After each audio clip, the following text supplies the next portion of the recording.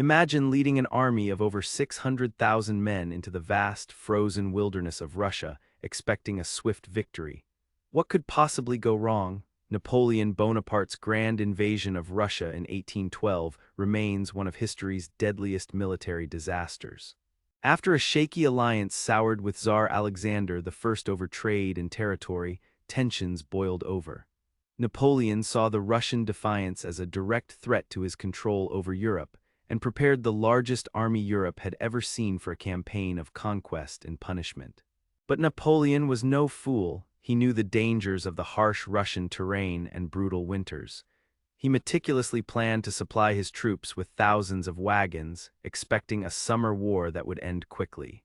Yet the real nightmare was only beginning. How could a force this overwhelming suffer so severely? The Russians, under commanders like Barclay de Tolly and later Mikhail Kutuzov, refused to engage in decisive battle. Instead, they retreated strategically, burning their own lands to starve Napoleon's forces and draw them deeper into the deadly interior. Napoleon finally faced the Russians at Borodino, a brutal 12-hour battle with staggering casualties on both sides. Yet even this bloody victory failed to break Russian resistance. When he entered Moscow, the city was deserted and soon engulfed in flames, leaving his army without shelter or supplies. The infamous retreat from Moscow was a nightmare of mud, hunger, and death. Harsh autumn rains turned roads into quagmires, relentless Cossack raids shattered morale, and the onset of the brutal Russian winter decimated the remnants of the Grand Armée. By the time Napoleon crossed back over the Niemen River, fewer than 100,000 of his original troops survived, many crippled and frostbitten. The loss of cavalry and artillery was irreparable, and the political fallout in France forced Napoleon to abandon command.